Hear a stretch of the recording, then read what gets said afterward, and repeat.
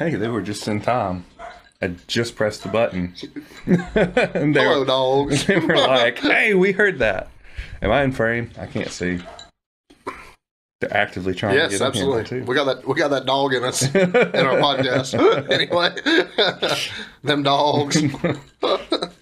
Don't want no cats. Only them dogs. I had a cat. Yeah, I found out another one of mine died today, and I'm a little upset about it. Lives at your mom's house? Yeah, diabetes got him, though. Damn. Dogs got the other one. Diabetes got him. Diabetes. It's pretty common in cats. Really?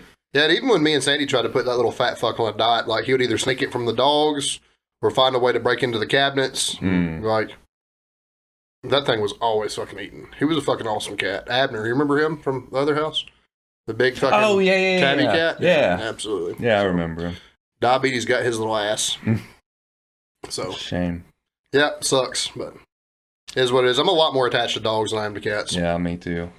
Dogs are, for all you cat people, y'all are the dumb ones. Dogs are much fucking smarter than cats. Yeah. You can train a dog. Training a cat's a lot harder.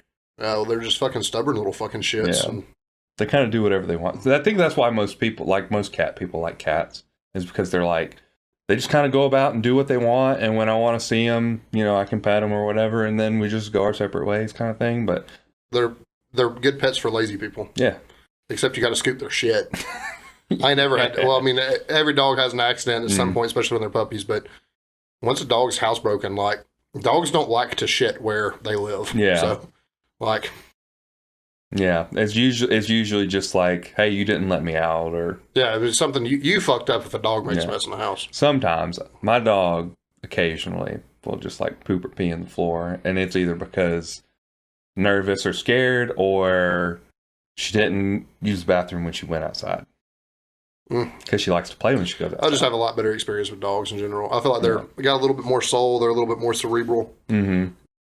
They're more fun, more easier to get attached to. Like you said, they can be trained to do like human-like tasks. Yeah. Like, think about Brittany's service dog. Yeah. It's going to be a full-on protection dog, protect her, drag her out of traffic, look both ways before she crosses the street for her, like the whole fucking nine. So, like,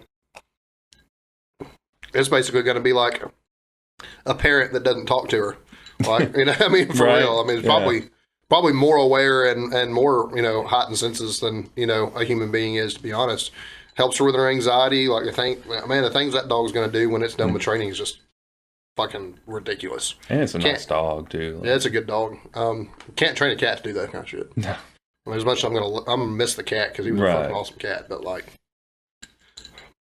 I think the problem is like it feels like you've lost a pet when you lost a cat. When you lose a dog, it feels like family. Yeah, because I'm about to have to deal with that with Bella again because of her dementia. So that's been on my mind a lot. And then Zeus dying was hard too. Yeah. So it is what it is. I'll say this, and this might say more about me being a shitty family member than anything else, but like when my first family dog that I really was close to died, I cried a lot. Probably more than when family members have died. It depends on the family member. Yeah. I find I'm really probably emotionally disturbed when it comes to death, but I find myself the first emotion I tend to go through when somebody even close to me dies is typically a good bit of rage and anger, to be honest with you. I think I just have fucked up, flipped up, diced up, misplaced emotions, though. Maybe so. But it is what it is. That's why I found powerlifting. That's a good segue. That's why we drink and lift weights. That's a great segue to emotional damage. Yeah. That's what it is. Well, welcome to Sip and Rip It, guys. A little bit of a heavy intro to the intro right there. But such is life. It's Mother's Day, so I've been getting drunk with my mom all day. I let my mom drive my new car, which I would be much happier if I could just give it to her, but I can't afford that. That day will come. I hope so. That would be like, I remember seeing The Rock do that. He like bought his mom like a brand new truck or something for Mother's Day or a birthday or something. It's like, wish I could do something. Yeah, that's goals, dude, for real. I think anybody that's people oriented or family oriented is probably going to feel that way. There's definitely, I would love to put my mom up in a new house or buy her a new car. Or retire her so she can take care of the grandbaby instead of having to go to work. That shit. That would be That's goals. what life's about, man. That's what we're supposed to be doing as men, working towards shit like that. So Maybe might not ever achieve it, but you should still aspire and work towards shit like that. Well, yeah. Facts. So it is what it is. We attempted to make chocolate old fashions today, but I bought some really shitty chocolate whiskey. I think the approach to chocolate old fashioned from now on is going to have to be maybe chocolate syrup instead of simple syrup and a real whiskey. Yeah. And a better garnish, a better whiskey. Because just buying chocolate flavored whiskey was dog shit. You're managing to drink it. Well, actually, this is different. Yeah, you poured yours out for a Shanky's old fashioned, right? Like, yeah. So I drank like half of it. I took a shot of it first, and it was very chocolatey, and that was the only thing I could tell. It was kind of a little bitter. And then the more I drank of it, especially when we mixed it up, the more we could tell it was kind of shit. And then when you put that Dr. Pepper in it, and I tasted it after that, I was like, this is crap. Like, it was really bad. It was bad. There was no fixing that, honestly, at all. And I think it was really just by virtue. It was just from some fucking gut rot whiskey with some like chocolate liqueur in it. It fucking sucked. My mom has encouraged me, because I made her tequila old fashions, to start sharing the actual recipes to good drinks that we do today. Yeah. So for the record, I eyeball this because me and Nathan, I'm at least a borderline alcoholic, and Nathan at least participates with me. I eyeball this, but the real recipe for an old fashioned is 2 parts whiskey, 1 part simple syrup, orange bitters, a cherry to garnish, and an orange peel around the top of a low, or I call it a bourbon glass, but like a low 8-ball glass. Yeah, absolutely. And that pretty much, regardless of the whiskey, regardless of we did it with rum, like regardless of what you're doing, will yield a pretty good old fashioned. You can change up your bitters. We use just standard bitters today at my mom's. We use orange bitters for all of ours. Or chocolate and then, bitters. Yeah, so I could say any one-off drinks, like you have the Shanky's Whip Old Fashioned, and then we did, what do we do? The Rum Old Fashioned. They got chocolate bitters. Yeah. But yeah, it's pretty much, it's pretty much just 2 parts liquor, 1 part simple syrup, put it in a shaker with some ice, shake it with the bitters in it, obviously, and then whatever you want to garnish it with. Like I said, traditionally, orange peel and a single cherry. So, but have fun with it. Yeah, have fun with it. Yeah, I mean, we've mixed. I did tequila old fashioned today, and they were fucking elite. And I used cheap tequila. They were. Did you use clear or dark? When you do an old fashioned, it calls for dark. Yeah, dark. Yeah, absolutely. It was supposed to be a mezcal old fashioned. Can't find mezcal in this town for whatever goddamn reason, so I used Reposado. I think Salsa is the brand I used today. Not a top shelf. I find that old fashions are fine with, not bottom shelf, obviously, because that chocolate one sucked, but old fashions tend to be fine with just Jim Beam, Jose Cuervo. The Cruzan rum was a good rum, but it's still, not super expensive. Cruzan's like a mid-grade. Yeah, it's a little cheaper, honestly. But it's cheaper than Captain Morgan's. My preference is Basil Hayden's, which is upper mid-shelf. But yeah, you can pretty much do it with anything. It does need to be a dark liquor, so if you do a rum old-fashioned, it needs to be, spice rum. Or black rum. Yeah. Tequila needs to be Reposado, Añejo, a black tequila. Obviously, you wouldn't do one with, in terms of whiskeys, you wouldn't do one with moonshine. You'd want it to be bourbon or Tennessee whiskey. Never done one. I can't imagine it being good with an Irish whiskey or a Scotch. It sounds kind of just makes my head hurt thinking about that, but I'm sure you could do it. I just don't know that it would be pleasant. Yeah, but it's pretty fucking good to do the rum and tequila ones for sure. The rum one kind of blew me away, but I kind of figured that when I took a shot of it that one day. I was like, this was good rum. Surprisingly good rum, but it wasn't just Cruzan Black. It was Cruzan Black, like barrel aged or 30-year or some shit like that. It was a better Cruzan. But it wasn't expensive either. It was like $13 for that bottle, which was crazy. I think it was on sale. I think it was on like clearance. I'll be honest with you, liquor stores around here, you can find a lot of good stuff for cheap, other than like, 1800 or like Don Julio or like Patron, because every redneck on the planet thinks that's like the best liquor ever. Yeah. But like you can find some surprisingly good shit that people just don't know to drink. Yeah. Yeah, and like it kind of benefits those of us who do know what to drink. Right. Yeah. When I saw that, I kind of just took a shot on it too. I was just kind of like, That was a good fucking gamble. That stuff's good. It was only $13, and I was like, I wanted a dark rum. I had some Captain Morgan's in my hand. I just put it back, and I was like, I'm gonna try this. So you know what's really confusing to me? Kraken, which is it's terrible. It's already a black rum. Released a black rum. I discovered that in the liquor store today. I guess the regular Kraken that appears to be a black rum is technically just their spice rum. And they have a bigger, black rum beside it. And I was so fucking confused because I was like, did they really just go from a cream colored label to a black label and just call it black rum? Or is there really a difference? Like, I was tempted to buy it just to find out. Yeah. Was it a small bottle? It's the normal 750 weird fucking piratey bottle that Kraken comes in. Yeah. So much of that shit, now that I'm older, I've realized that so much of those like lower mid-shelf liquors like appeal so much to like younger alcohol drinkers. Like, there is no way any seasoned alcoholic is going to spring for Kraken rum. no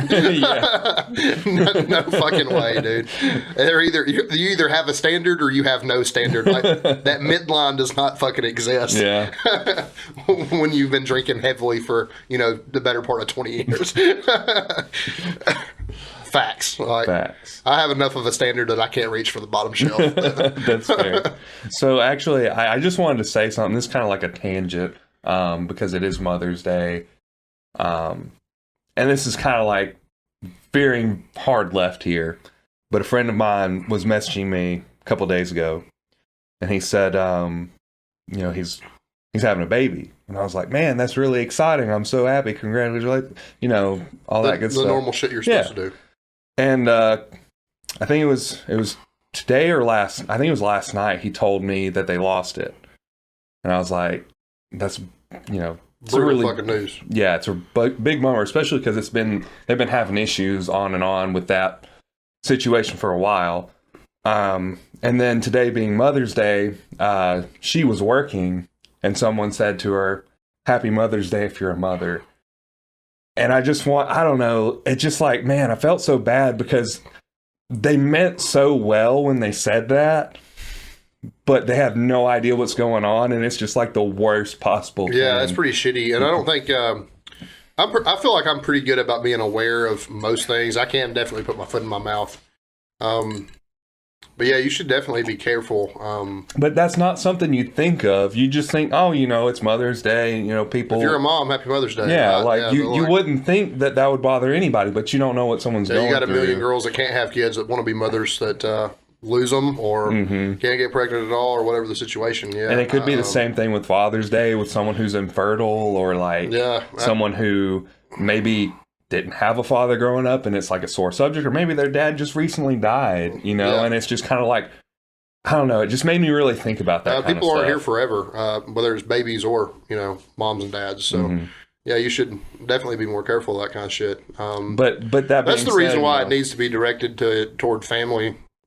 Right. Yeah. People because it's like the situation. It's not really likely. It's not really a commercial holiday. It's not like saying Happy Holidays or Merry Christmas or you know what I mean? Like, or it's just fucking widespread. Right. It's it is more of an intimate like family. Yeah, thing. Absolutely. So yeah, I think maybe. And it's that thing, people mean well when they say it, but you don't know how much damage you're doing when you say it. So. Yeah, I mean, that's true of a lot of things, unfortunately. So I definitely can suffer from foot and mouth, but I do try to be, aware of things like that now. So just think about things before you say it. That's all. Yeah, that's a good point. But enough about that. Enough of our small. We took a long time on small talk here. That's all right. So, Jim? Yeah, what did you do in the gym this week? You had a productive week. For the most part, it was week 1. Because you came off deload last time we did the podcast. So week 1 went really well. Everything was super easy, except for squats, which are still bothering my lower back. But we may have found a solution to that with a little more forward lean, which is interesting because originally I thought it was less forward lean. But then I kind of like did some pin squats, and it may just be that it was light and it didn't bother me at the time. And then bracing, I think, is also an issue.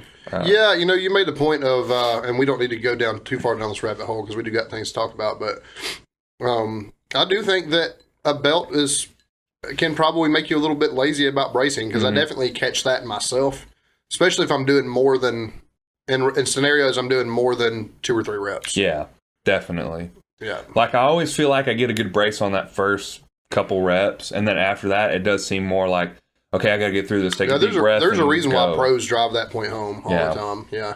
And I do think that, not to say that everybody shouldn't be striving to learn to brace better, you should absolutely be working on that.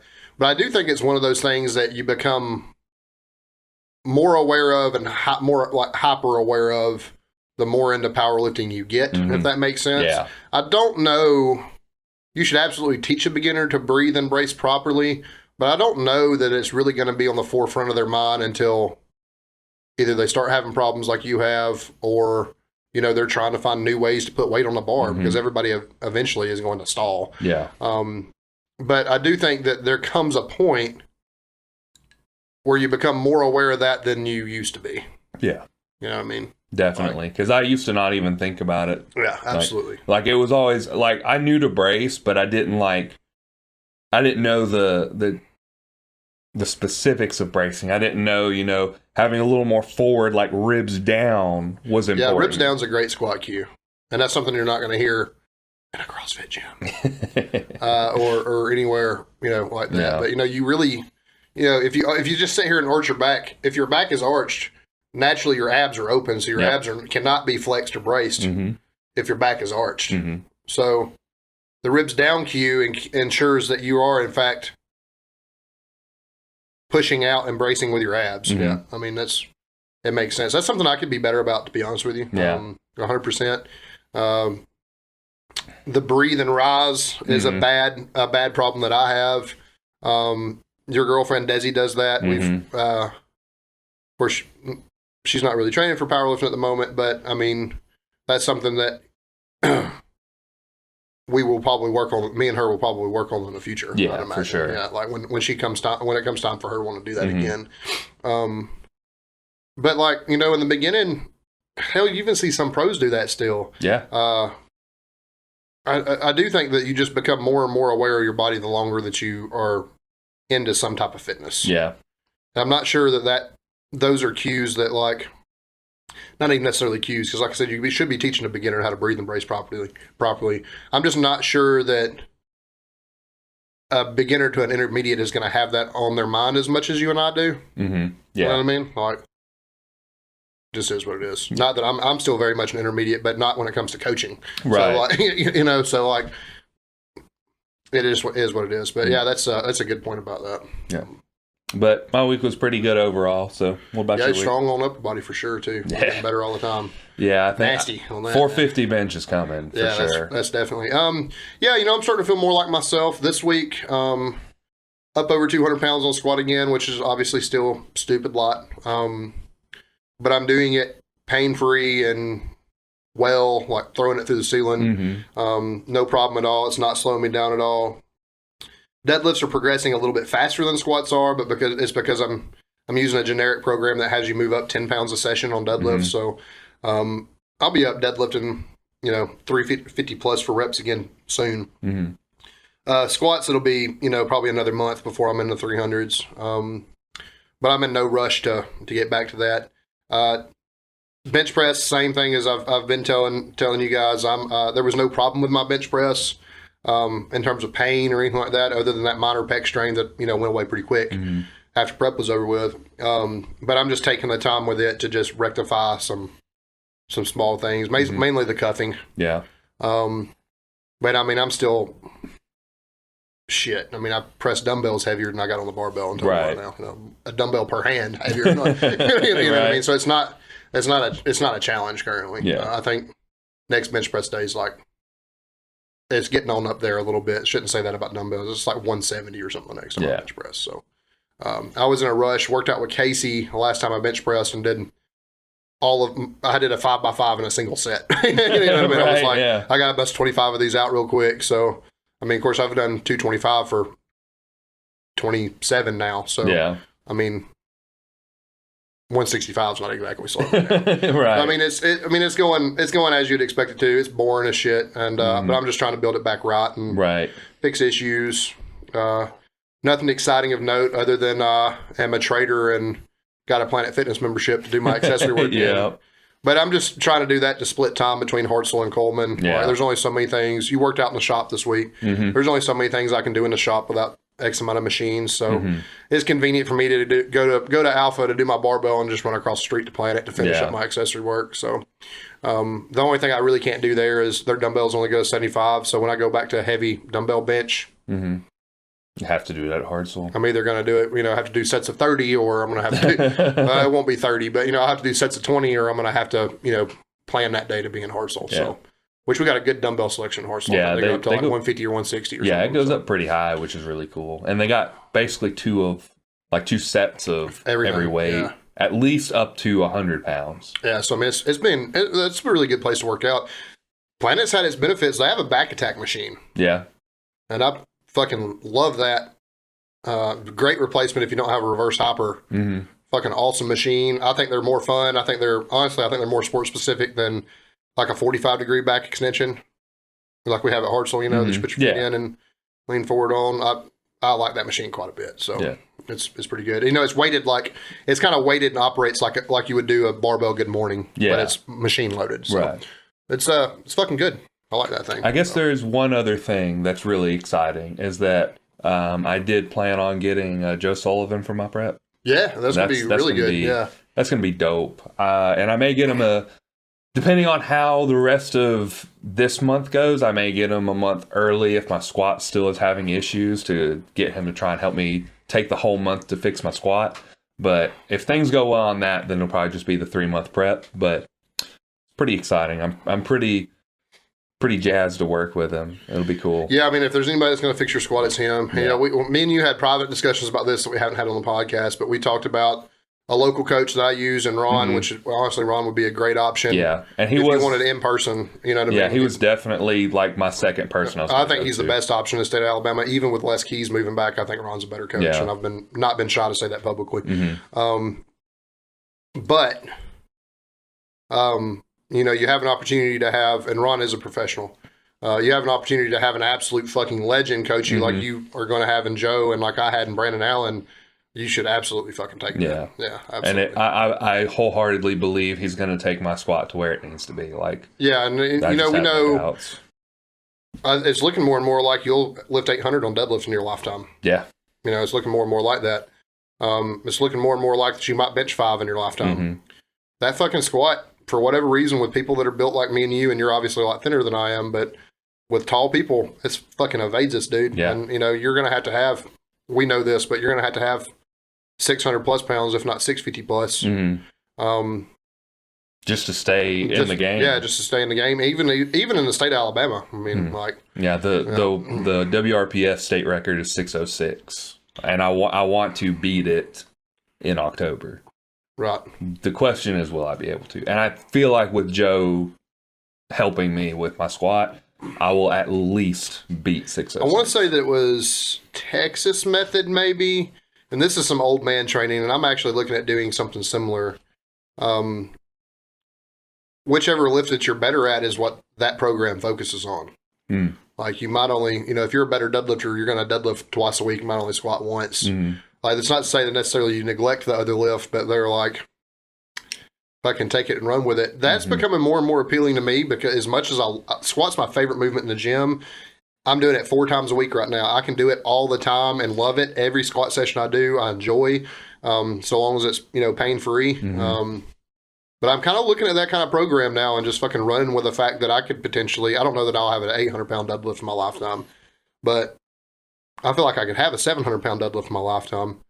I'm looking more and more like maybe leaning toward that program when I get, not that program, but a program like that when I get back in prep. Yeah. And just be more deadlift oriented. I mean, look at still train for full power because I'll be honest with you, I think that push pull is a little cheesy.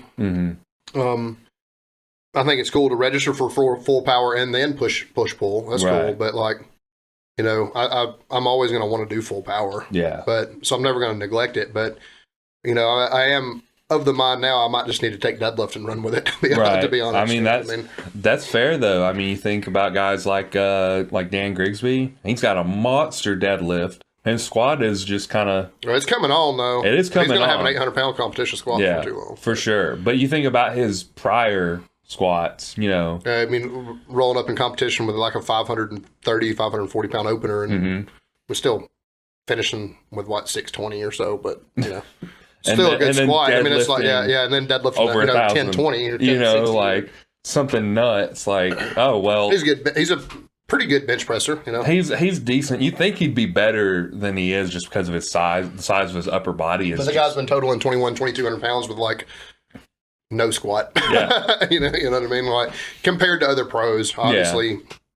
That guy pulls up at a fucking local meet like you're probably fucked, let's be honest. He's going to win. Like, I mean, you're probably fucked. That is, I will say this, that is one good thing about my meet in October is that the WRPF American Pro is that same weekend. There's not going to be any pros unless they're like not good enough to get in the American Pro. But I know Jawan's training for the American Pro, so I really do.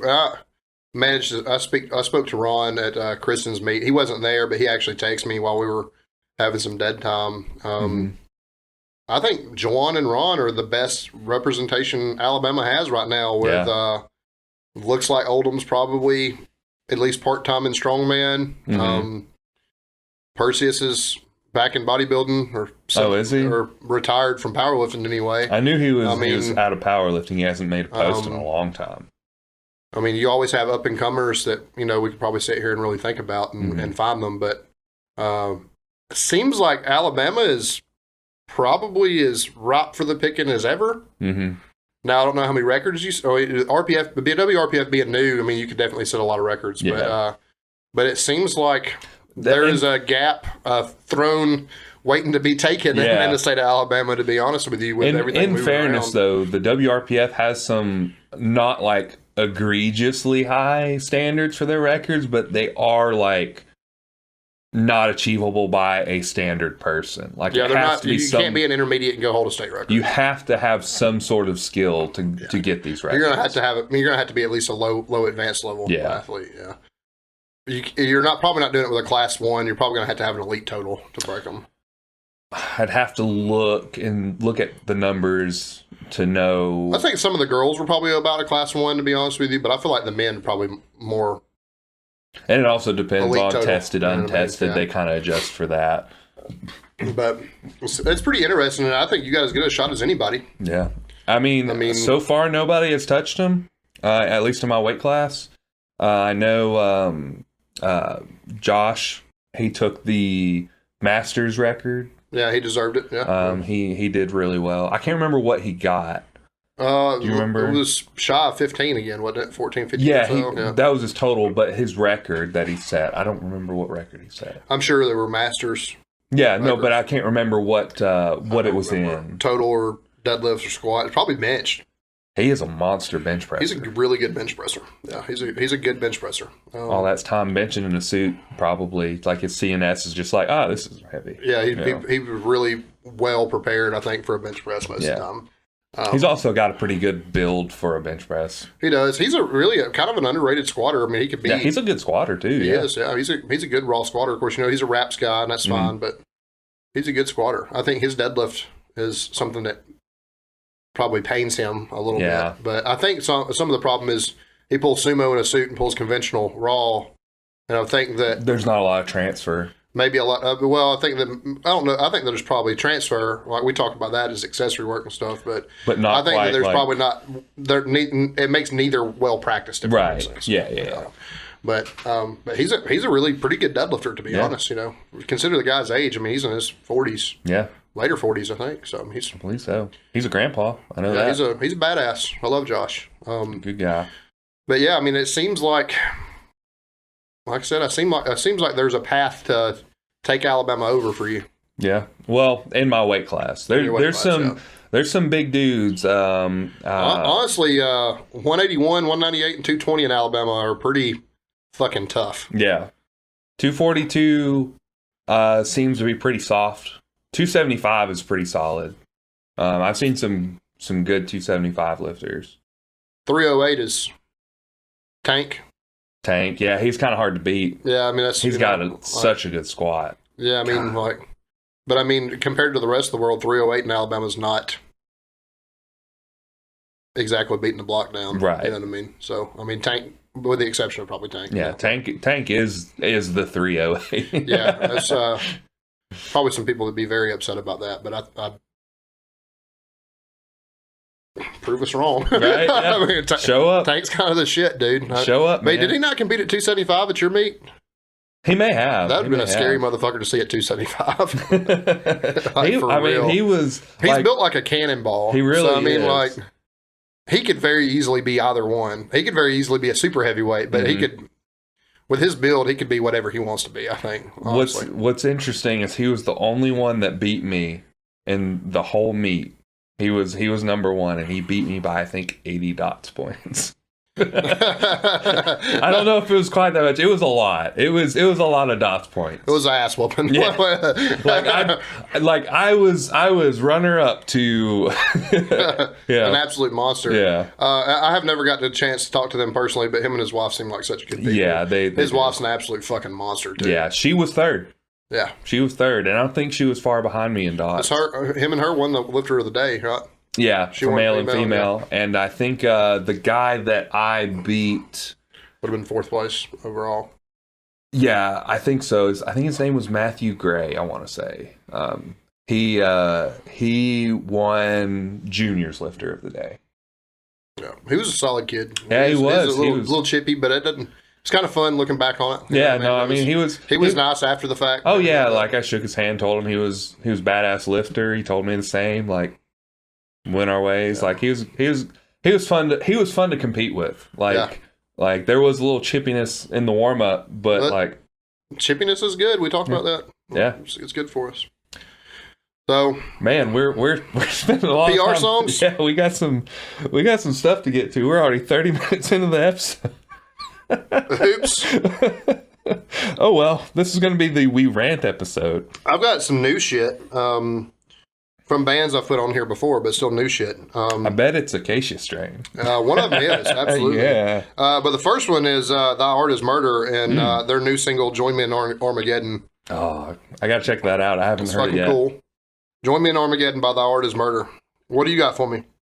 I got, and this is a little old one, and I feel bad because I feel like the past couple of weeks I've been putting a lot of, I forget his name, lead singer of As I Lay Dying. Tim Lambesis. I've been putting a lot of his stuff on here, but you've heard of Pyrithian? Yeah. Yeah, they have that one EP out. The Invention of Hatred is fucking nice, dude. It's it goes hard, and like it's like taking all the heavy stuff of As I Lay Dying and consolidating it into one song. That's cool. I mean, I definitely like them. Probably need to revisit some things. Yeah, newer things probably before I have to check that band out in particular. Yeah, they only have 3 songs out.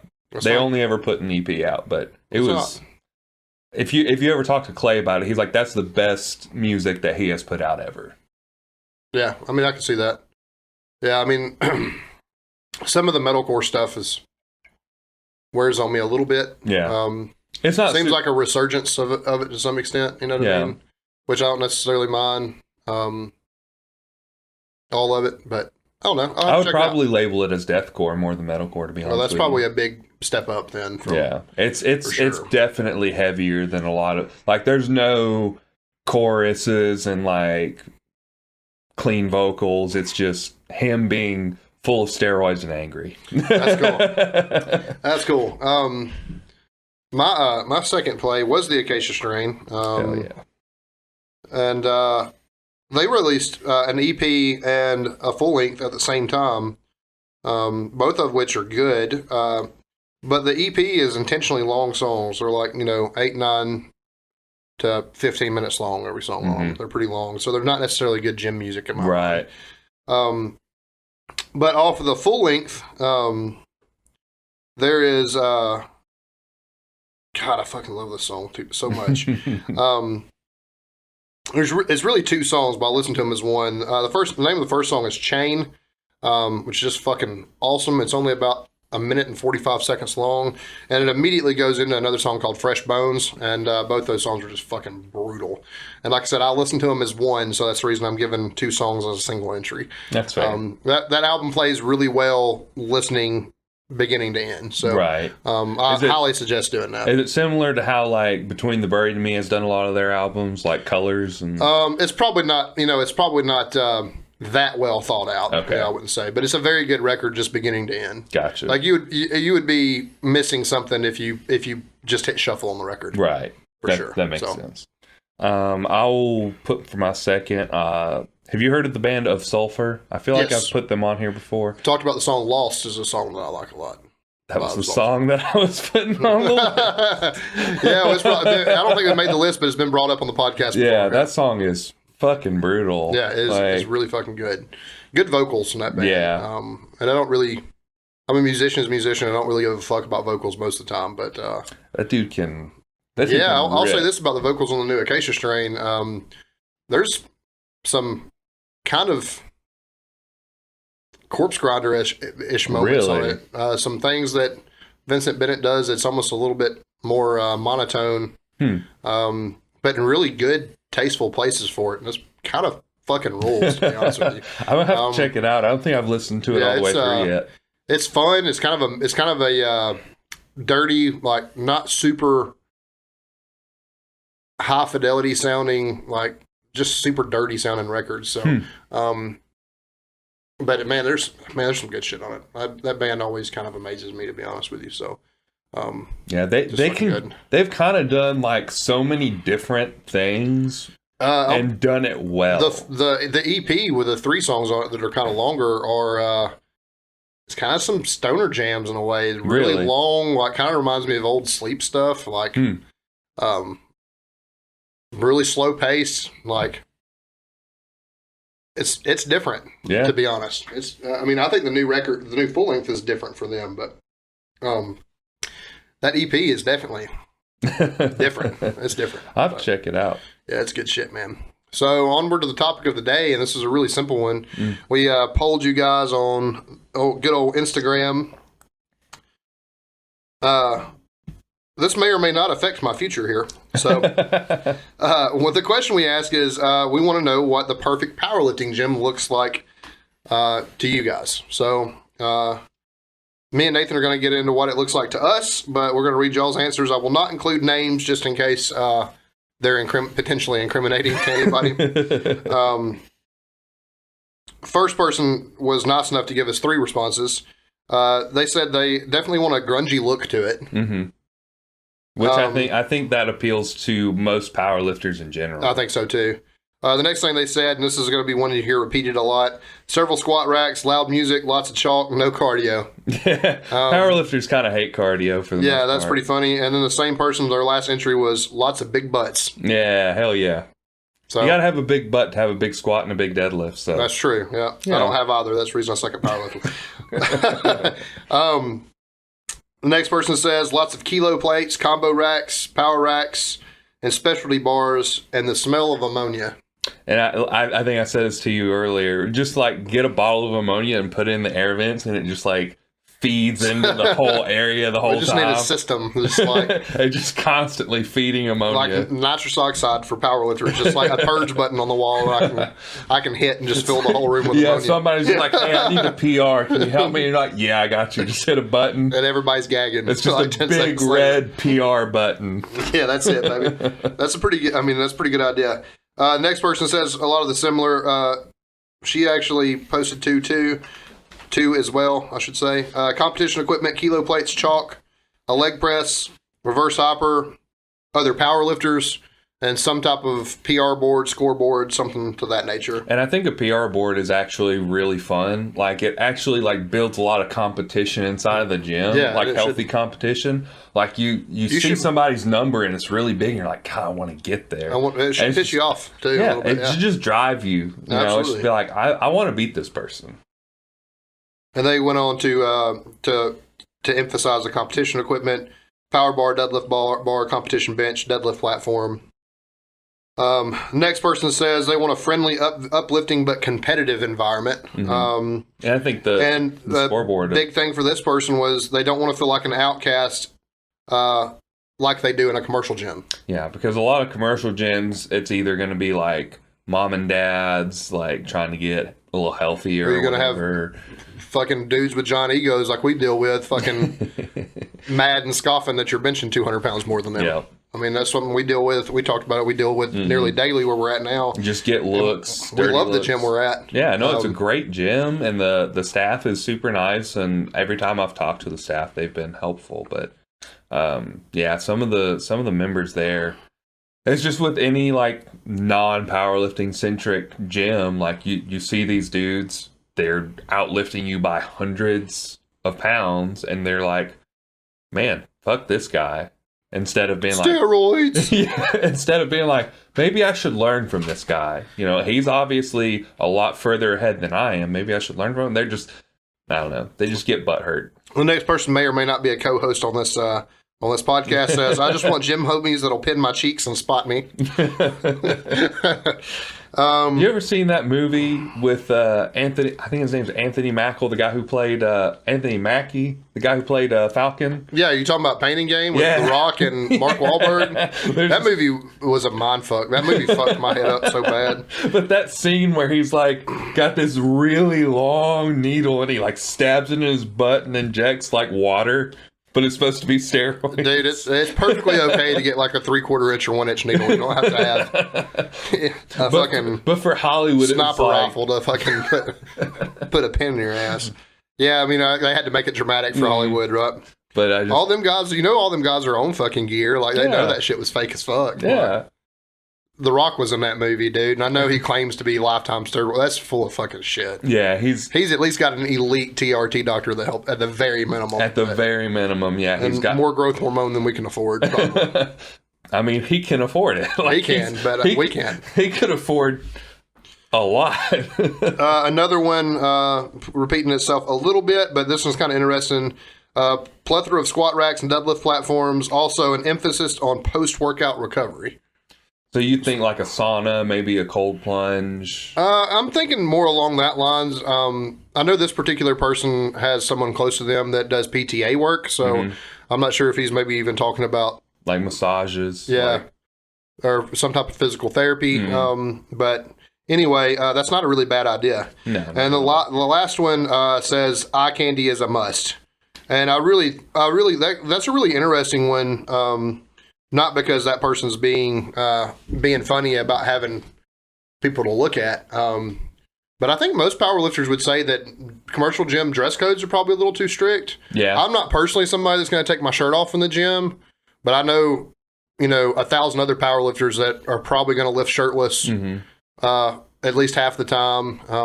Bodybuilders too, like they want to look at the muscles while they're working them to watch the activation. Definitely a bodybuilding crowd that would like to be able to work out shirtless. And some of these gyms are, let's be honest, some of these gyms are hot as fuck.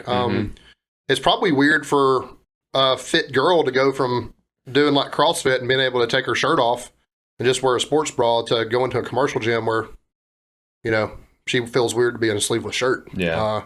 I don't really necessarily sexualize that comment so much as dress codes can kind of be a little bit ridiculous in the gym, almost to the point that you forget why people are there. You know what I mean? Yeah, like they're there to work on themselves. Yeah, and to work they on are hot, uncomfortable environments too. Like, I'm not offended if a girl's doing deadlifts in her sports bra, or a guy's bench pressing shirtless. Like, it doesn't bother me none. Like I said, I'm not that person. I'm probably keeping my shirt on, but I'm also built like a moldy walrus. So, so like I said, that's not going to be what I do. But like.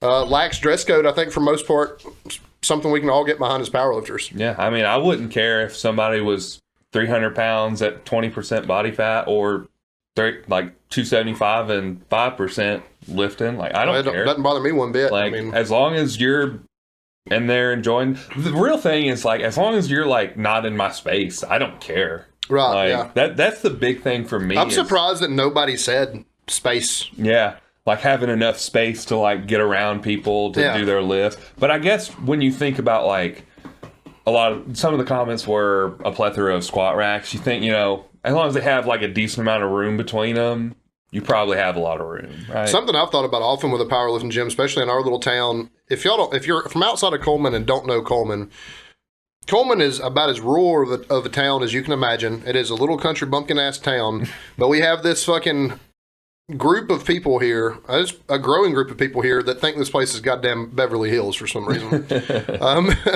It really is. I think something that can help a powerlifting gym, because we're probably not ever going to be, most places are probably not going to be able to be just a pure powerlifting gym and get by.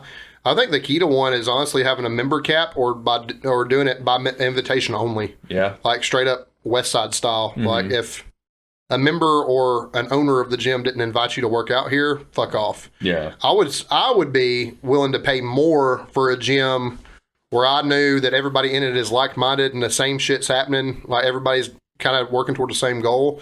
I'd be more willing to pay good money for that gym. No, I'm not going to have to fight a bunch of cardio bunnies to get in it every morning. Know that I have reliable spots. Yeah. Is huge. Like, commercial gyms, like, I can't tell you how many, times I've been in Hartselle, and I had two little old ladies spot me on bench press one time that was near a 400-pound bench press. And I'm like, listen, your only objective here, I have no coaching to give you. Your only objective here is to make sure I pop the collars and let me roll the weight off myself. Yeah. Like, that's your only goal here. Because if I need you, you're not going to be able to. Yeah. You're not going to be able to do anything. And it's not because I don't think those people deserve fitness. It's just that I think a like-minded environment, better spotters. You always get that gym bro too that wants to touch your bar the whole time you're bench pressing, or take it from you too early, that doesn't know that that you want to. As powerlifters, we want to be able to grind things out. Yeah. One, we want to know that we can do it, and two, that's a skill that you need to develop for the platform. Yeah.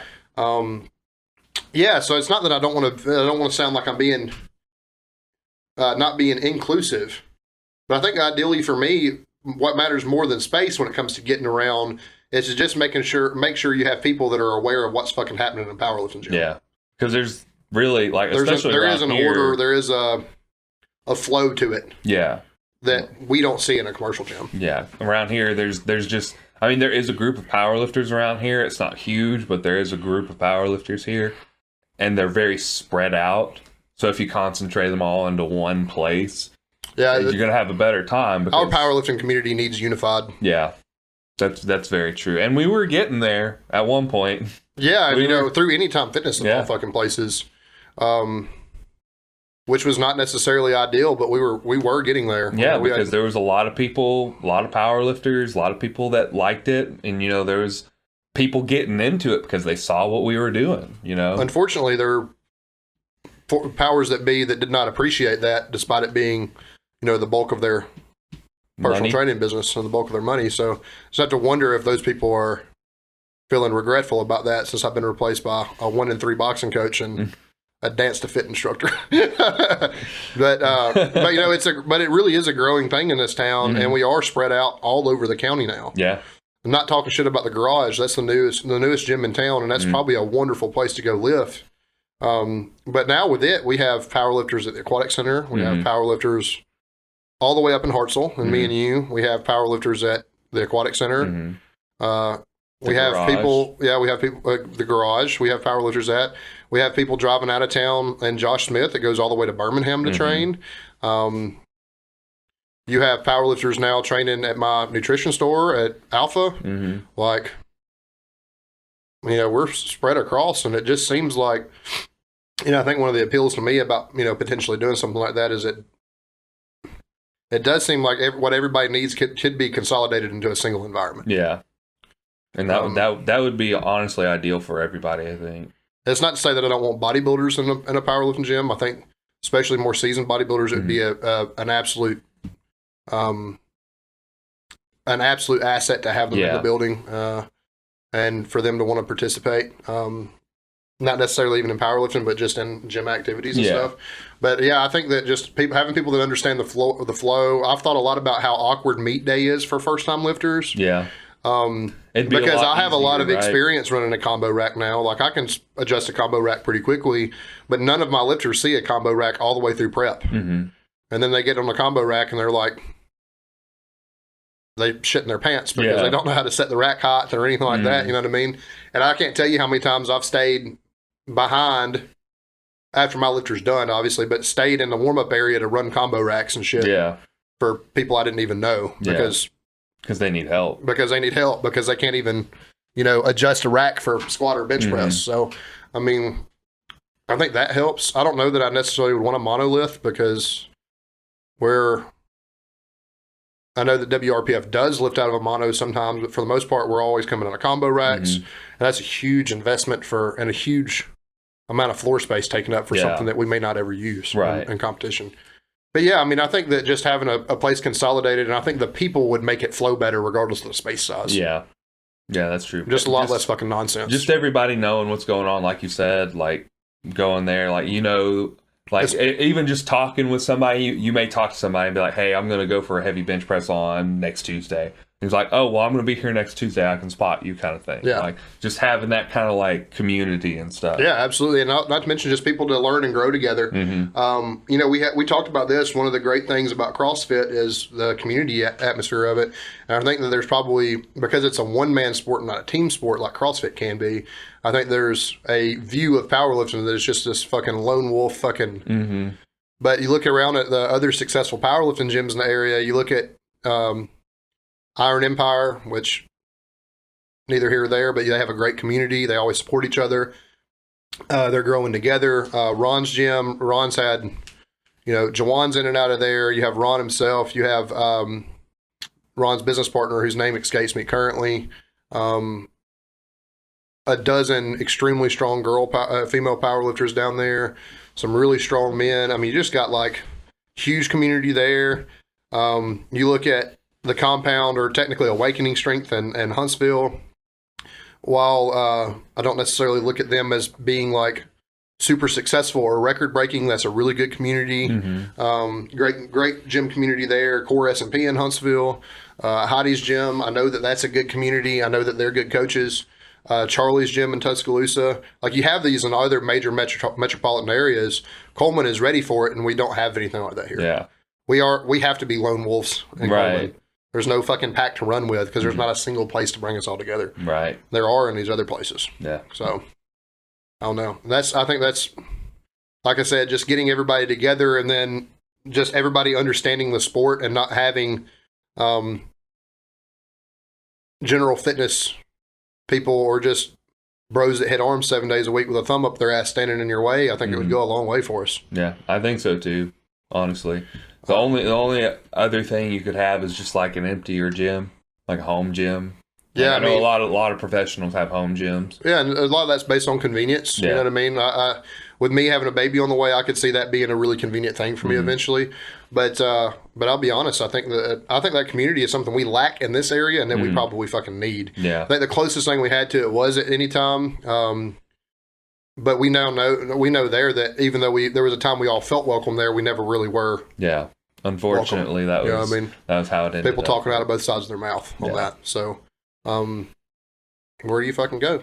Yeah, we hope to have a solution to that eventually. But I think what I want out of it, man, is I don't have to have all the machines that I'm using currently. I would really like to have a belt squat. I would like to have all the specialty bars and shit that I need. Double cable tower. A full dumbbell rack, but I think less about equipment and just more about the atmosphere and the community is a bigger need, in my opinion. Yeah, I would agree with that for the most part. I do. I would like to have a hamstring curl machine and a reverse hopper. Yeah, you know what I mean. Like I would like to have like the basic like amenities that most gyms have. Like most of the machines, even commercial gyms have, generally just about everything. Yeah. As long as I've got hamstring curl, a leg extension, all the barbells that I need, plenty of squat racks, bench presses, a deadlift platform would be great. I can deadlift from the floor. Yeah, one of the big things about a commercial gym is a lot of commercial gyms that we've dealt with is, and we have this in Hartsville, thank God, but separating the squat rack from a bench press area. Yeah. That made any time a nightmare when it was busy, because if you were benching, you were on a squat rack. Yep. If you were squatting, you were on a squat rack. If you were deadlifting, you were on a squat rack. Yeah. Like, that just fucking caused the worst fucking traffic. Yeah. Things would get really congested really quick. All it took was one too many people showing up at the same time. Yeah, absolutely. And, if you're a power lifter, you're fine working with somebody. Regular gym bros act like it's their fucking... Yeah. They're the only person entitled to it, and you're just going to have to wait on them. If you're squatting and I'm squatting, fuck, we can squat together. It ain't that big of a fucking deal. You know what I mean? You know what I mean? It's not that hard to take a couple plates on and off. No, it's not. It's not that big of a deal. We're resting. We're power lifters. We rest fucking 3 to 10 minutes between sets anyway. Like, yeah. It ain't that big of a fucking deal. You know what I mean? So, I don't know. I definitely think just consolidating the people is more important to me than space. And I think, honestly, like I said, I think you get by with a full dumbbell rack, cable tower. I'm not even sure a leg extension. If you have a belt squat, I don't even think a leg extension is necessary right away. Hamstring curl machine would be fucking ideal. I don't think you really can't. I'm living that life now. It's hard to fucking train legs right without some type of hamstring work that's not an RDL. Yeah. Like, you need some type of variety on your hamstrings for sure. But there's a million things you can do with quads without having to have a machine. Yeah. That'd be my only, not to say I wouldn't want one eventually, but, I think we could do more with the belt squat and the leg curl than we could. Yeah, if we had a belt squat, you're still getting plenty of quads out of it. Yeah. Without the CNS fatigue of weight sitting on your back. So, I mean, you can do a lot with the belt. You can do a lot in general with a belt squat. You can do like hip thrusts. You can do. Oh yeah, you can do. I mean, I've seen Matt Winning do various types of rows on it. Yeah. Like, you can really work that out pretty well, I think. But yeah, I mean, I think the specialty bars is a big deal. I honestly think I'm less worried about kilo plates than other people. I think kilo plates are more of a luxury and not necessarily a necessity. I think it depends. I think it depends on what level of lifter you are. Around here, we probably could get away with just pound plates. I'm thinking if you're gonna open one up tomorrow, kilo plates are pretty far down the list of necessities in my mind. That's a luxury, and would you want one some eventually? Absolutely. You'd want, 3,000 or 4,000 pounds worth of them eventually. Yeah. But, like, just getting everybody under the same roof, whatever equipment it would take, that would be ideal for me right now. Right. Yeah. You know what I mean? Like, because, I mean, listen, anytime, as long as I've been in personal training, the longer I've been in it, the more I felt like I needed. Right. Whether it's, okay, I got dumbbells, I want a set of kettlebells now, or, which are underrated in powerlifting, in my opinion. But, or I have this machine, but I'd really like to have this machine. It'd be more ideal if I had this one. Belt squat's more sport specific than a leg press, so I'd rather have a belt squat than I had a leg press, shit like that. It does seem like the more, like I said, the more I'm in it, the more I feel like I don't necessarily say a need, but the more I want. If that makes sense. Yeah. Definitely some chest machines I'd love to have. You know how much I love all that plate-loaded chest equipment. Yeah, those are all wonderful. The shoulder, I've been tearing up the shoulder press at Hartsville. I fucking love that thing. Very few things make you feel as fucking manly as strong shoulders anyway, but that thing's fucking fun. But, all that stuff requires floor space. So I think my biggest dream with that would just be have something that consolidated and got all of us powerlifters under one roof. Yeah. I mean, community is like a huge thing. That's what got me into powerlifting in the first place. Yeah. Like, I remember you came up to me one day, I was doing some squats or some shitty ass squats. I don't even remember. And you were like, hey, you do some barbell stuff sometimes, right? And I was like, yeah. And you were like, you should join a powerlifting group. And I was like, man, I don't know if I'd be any good at that. And it turns out you're the best one of us at it, man. I don't know about that. Austin's still pretty good. I have yet to beat his best total, so we'll see. But you think the Raps comment got on his ass the other day? Maybe, I don't know. Listen, he's there now with a bunch of bodybuilders that will wrap their fucking knees for leg press, so he's probably been influenced to some maybe extent. A little bit. I always comment Raps on him though. Usually it's straps, right? Usually it's aren't they wraps? Wrist wraps for deadlift? Straps for deadlift. They do call them okay. Well. Same thing, same difference. But yeah, no, I just did that to just mess with him. I like eating them up a little bit. Nah, and he takes it in stride. Oh yeah, he does. But if you look at the comments underneath Austin's videos, there's a very clear delineation between how I treat Austin and how Nathan treats Austin. I'm always gassing him up, telling him good job. I didn't see your comment. So. I think I said good job, good hit or something like that. I don't remember what I said, but yeah, me and him like to poke fun at each other a lot. So yeah, it absolutely chaps his ass that you've gotten so strong. Yeah, it really does. It's pretty fucking entertaining. It's funny, like it makes me laugh. Like, but you know, it's like he could definitely be stronger than me. Like. If he wanted to, he could be strong. I don't think there's anything in strength sports Austin couldn't do if he applied himself 100% to it. That's the thing, and he admits it openly. He's like, I just can't commit to everything that it requires. Yeah. Like, and I get it. Like, it's a hard life. Like, it's a worthy life though. Yeah. No, it's definitely worth it. I definitely feel like, and I was just thinking about this the other day, which is kind of funny. Like, just where I would be at if I didn't have like strength sports. Like, if I didn't have powerlifting, I would be such a different person. Like, not just physically, but mentally. I'd be such a different person. I wouldn't have developed that same mentality, that grind mentality. I feel like we have a different work ethic. Mm-hmm. Yeah. I think it gives you a different skill set, different mentality. The biggest thing, I feel like I was raised by a quitter. I think my dad's a habitual quitter. Mm-hmm. And I've never been too proud about his ability to just fucking be. He's one of those people that were just naturally gifted at everything he fucking touched and fucking quit everything. Mm-hmm. And he's done that over and over again. So I do think that was a little bit almost instinctual for me for a little while, is to quit or to even not try because I was nervous about this or nervous about that. I think that powerlifting's got that 100% out of me. Yeah. Like I don't know that I'll do anything again and not be like 100% about it. And here I am. I've hurt myself time and time again, and I still don't want to quit. It's not even, quitting hasn't even been an option. And even if it comes up in my mind sometimes, it's never been seriously thought of or been an option. Which, I mean, it's easy to think like, man, I just hurt myself. I should stop doing this. But a couple days later, you're like, I need to get back in the gym. Like, I need to go lift something heavy. Do something. Yeah. I'm just so much cooler headed and temper so much better. My mood's so much better in general. I don't know, man. That can be said about fitness in general, though. If people would just be more fit, they'd be for sure. I think that, having a group of powerlifters and having it all consolidated under one roof, that sense of community would help a lot. People just talking about the same stuff, like-minded. When me and you've never been hurt at the same time, but you got a gym full of powerlifters and be around people that understand. Yeah. Not have to deal with people to not be in a gym full of people that just like I dealt with somebody the other day about talking about full range of motion bench press because he had a doctor the doctor didn't know his ass from a hole in the ground, but said his elbow should never move past 90 degrees or never go past his shoulder blade. Yeah. Like, he wasn't really telling me how to bench press, but he was telling me all his problems and woes and why he doesn't do this and why he doesn't do that.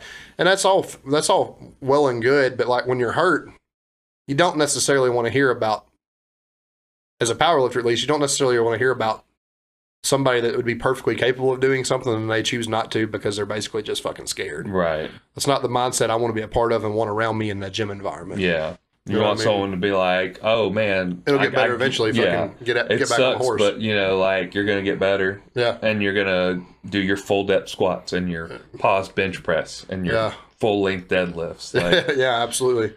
No partials, baby. No partials. No partials. I'm not calling anybody out. Really strong guy. Saw him pull is like over 700 pounds for 3. He said for 3. He got 1 and then didn't lock out the next 2, but he called it 3. And I'm not saying any names, not calling anybody out. It's really strong dude. He pulled 700 off the floor 3 times, but I'm like, man, how are you gonna call it 3 and not lock it out for 3? Like you claim to be a power lifter. You've been in like 7 powerlifting events. You got to lock your knees and your hips. How are you going to call that 3?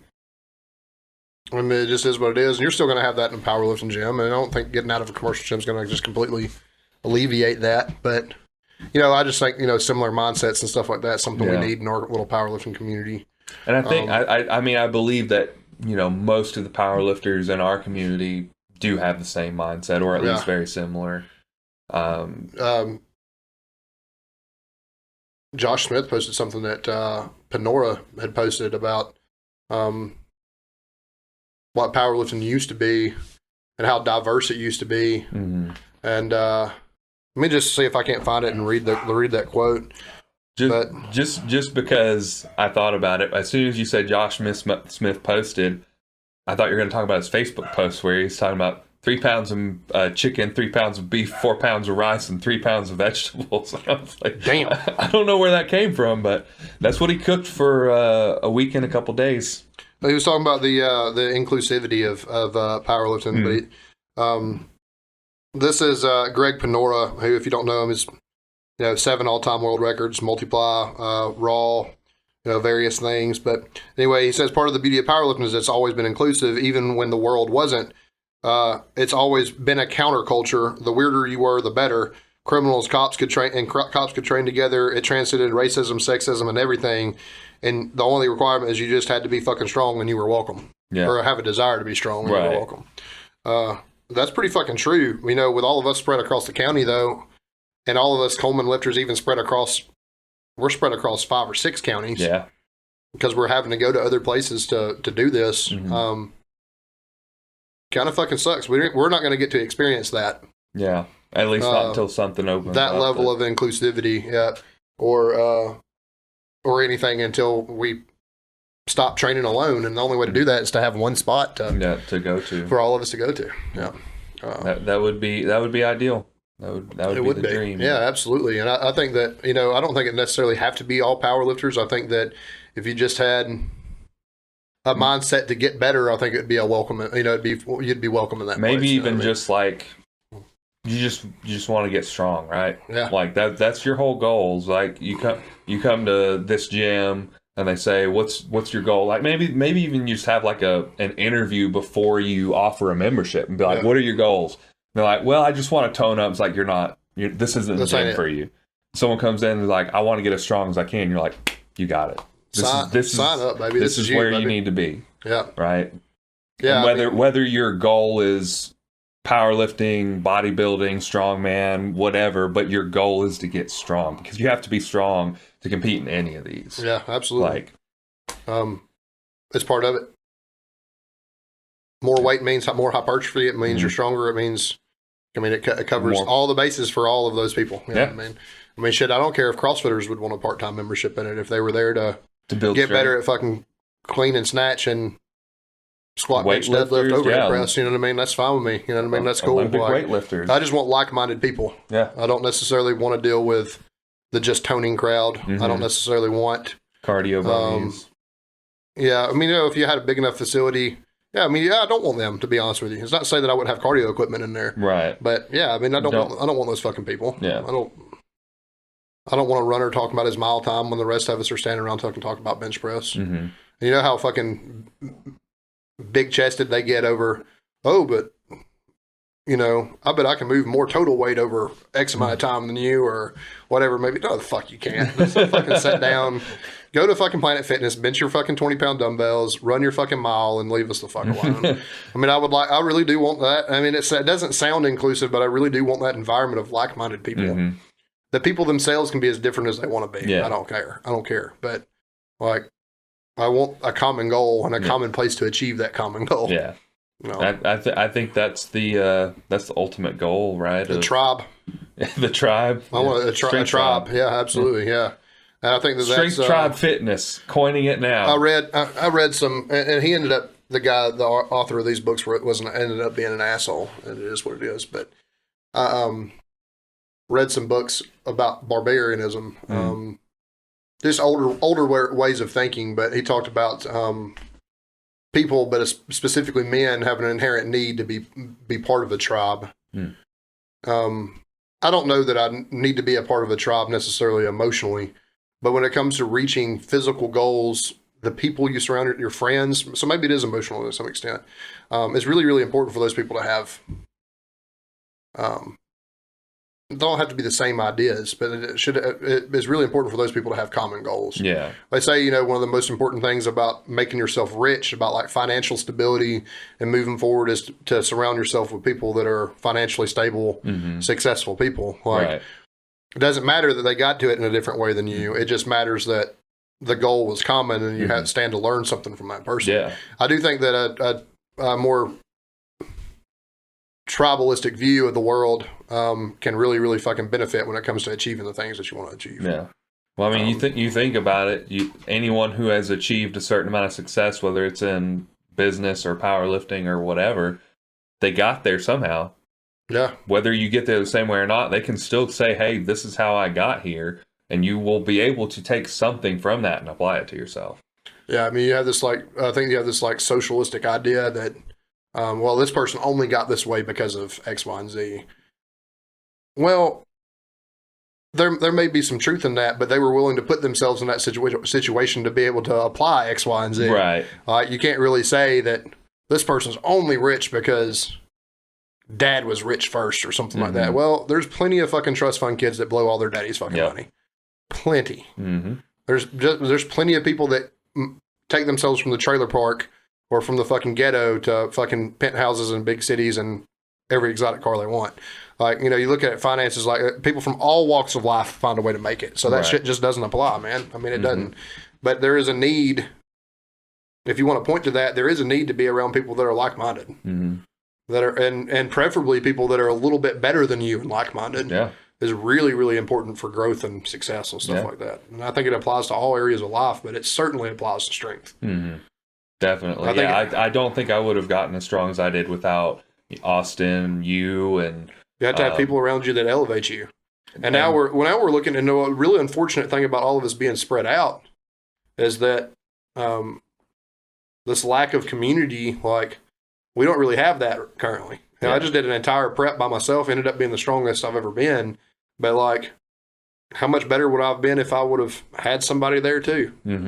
It could have made a huge difference. Yeah, you know having people around, it doesn't even have to be a training partner. Just having the same kind of people around, being like, "Oh, what you benching today? What you squatting today?" Like, and like, "Oh, sweet, I'm going to squat this next week," and maybe it's more, and you're like, "Motherfucker." You know what absolutely. I mean? Like, and you know, you want those people to, but at the same time, you know, you're pissed that they're ahead, but you want them to do good. Yeah. You know, you don't necessarily want them to stay ahead, right? But you want them to continue to progress and get better. You just want to get better than them. Yeah. I think that's healthy, man, and I just think that that's something that our community lacks. Yeah. Coleman is not a diverse place to begin with. That's true. These people in these other commercial gym goers already think we're fucking weirdos. Already think that we're putting ourselves in harm's way, and to an extent, they're correct. But getting rid of those, like the tiny-hearted individual, the people that have never really fucking worked for any goal, is people I don't necessarily have a desire to be around in the gym, out the gym, or anything anymore. Yeah. So you think about like some of these really old ladies, these grandmas that come in and like join a powerlifting gym and they just start powerlifting and they get kind of strong, like for their 60, 70, 70-year-olds, just like pulling 200-300 pounds. You're like, what? Like, yeah, absolutely. That's nuts. Well, yeah, we don't care. Yeah, like Greg Panora said, like it transcends sexual orientation, gender, race, any of those things. Like nobody fucking cares if you're there to do what we're doing. Maybe let's go. Let's do it. And you think about it, like you get a bunch of big, huge, sweaty powerlifters in the same gym. Grandma comes in, she's like, "Hey, I want a bench press." They're gonna be stoked. They're gonna be fucking fired all the way they're up. They're gonna be pushing. Where else you go into Planet Fitness or fucking Anytime Fitness, and you have a little old lady walk in there and talk to somebody and be like, "I want to learn how to squat, bench, and deadlift." They're going to spend more time telling them what they can't and shouldn't do than encourage them to just fucking do what they want to do. Right. They're going to say, "Oh, well, your bones are old, you're brittle, you shouldn't do that, you're going to hurt yourself. Start with this instead." And it's like, because they always fucking know better. Well, that person's already made up their mind what they want to do. They don't want to hear how weak and frail they are. Yeah. They're probably there to fucking not be weak and frail. Right. Like, that's part of the fucking goal, right? Like, you know, I've always had an approach that don't. You know, even with people with injury histories, don't treat people like they're fucking fragile. Don't treat people like they're different. Yeah. I had a lady that was a good client for a long time that had one fucking leg. And fortunately, for me, it did make it easier that it was a below the knee amputation. So she did have, you know, pretty much full use of quads and hamstrings on the amputated leg, Mm-hmm. right? But like I taught her how to squat, deadlift, everything, fucking one-legged to depth. Mm-hmm. Did it well. Before she quit coming to the gym, she quit over something that wasn't my fault. It was administrative, which should tell you about where I used to work. She was nearly lunging under her own power. You know how fucking hard it is for an amputee to fucking do lunges? Yeah, like, I can't imagine. But I never treated her like she was missing a leg. Mm-hmm. Now, when it came to practical programming and stuff, it had to be addressed when I was teaching her how to squat and do this and that and everything like that. But like, I never told her she couldn't do those things. Right.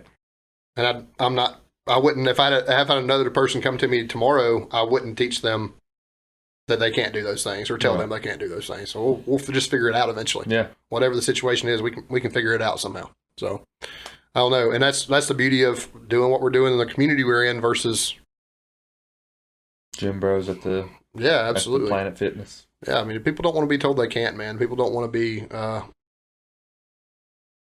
different. People don't necessarily want to be treated different. Yeah. You know what I mean? That's they probably get true, a fucking enough of it. You know what I mean? Most of those people get enough of it. They don't want to look like actual victims of things, get tired of fucking being the victim. Yeah. That's kind of victim funny. mentality is only in place by people that have never been the fucking victim of something. Right. You see people that are actual victims of like chronic illness or, you know, having something amputated, you know, major car accidents, major traumas in their life. They're tired of being the victim. Mm-hmm. They don't want to hear Boo-hoo. That's a bad thing that happened to you. Boo-hoo. You must be real sad. You must be this. You must be that. They fucking heard that plenty already. Right. Nobody fucking wants to hear that shit. I mean, probably like the first year, maybe two, it's probably comforting. It's like, yeah, this really sucks. It's really hard. But after a while, After it becomes the norm, it's kind of like just I live with it. Like it's. I have a special needs girl that works for me, and I'm really close to her and her mom. I love her dearly. She don't want to be treated like. She knows she's special needs. Mm-hmm. She don't want to be treated like she's special needs. She wants to do the same things that taught her how to run the register the other day at the store. Mm-hmm. Like, probably not. She's probably not counting money anytime soon. Let's be honest. Right. She needs to check somebody out. It's fucking fine. Doing the card. Fucking, easy. do it, man. Like, she don't want to be told, oh, you can't handle this. You can't do this. Nothing like that. She wants to fucking do it. She wants to work. Yeah. Fucking let her work like a normal person. It's fine. You know what I mean? Nothing bad's going to come of that. So, you know, I don't know. I feel like I've had more personal experience with that stuff than a lot of people, but nobody that's actually a victim wants to be treated like a fucking victim. And I feel like if we had a community like that, we wouldn't have to hear a whole lot of bitching and moaning like we do about everything. Yeah. A whole lot of, well, I hurt my shoulder back in 1992 and I haven't been able to lift a barbell since. Can't or won't. Have you tried?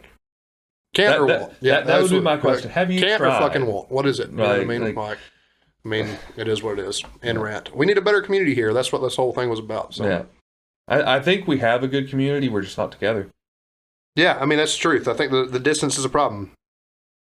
So, about time to wrap it up. I don't even know about dad jokes. Oh, man. You know what's funny is that I had a few, and I was like, I'm going to save these. And I don't think I did. But I'm going to see if I saved them. I need to start doing that more often. I need to put them in my saved and be like, I'm going to tell this on the podcast. But I didn't. Why would I? I'm not smart. I don't prepare. Oh, man, I got it. Am I going to beat you to Dad Says Jokes? You are, because I was looking at some other stuff. Uh-oh. I just went for my prostate exam. I got the thumbs up. Waka waka. What do you call a magician who's lost his magic? Oh, no. Ian. Pretty fucking good.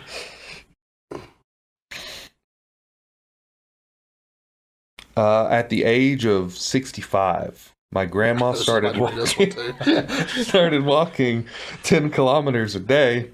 She's 92 now, and we have no idea where she is. Damn, Grandma, you could have turned around.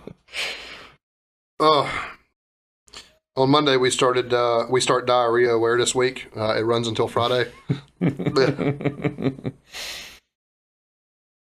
A boy goes to the Olympics and approaches a man with a long stick and says to him, "Are you a pole vaulter?" And he says, "No, I'm German," says the man. "But how did you know my name?" Pretty good. ran into a lamppost the other day. Yeah. Luckily, I only sustained light injuries. That was up my alley. I'm an expert at picking leaves and heating them in water. It's my specialty. Oh, man. Ever since I needed a wheelchair, my wife has been so rude to me.